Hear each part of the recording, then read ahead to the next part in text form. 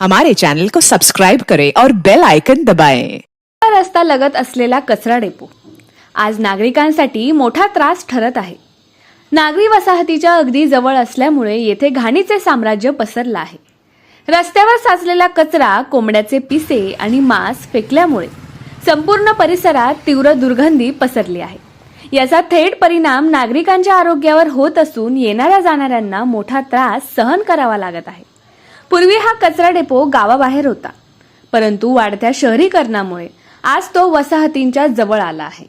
याच परिसरात बायपास रस्ता, अनेक प्रतिष्ठान आणि गजबजलेला मार्केट भाग असल्यामुळे ही समस्या अधिक गंभीर बनली आहे।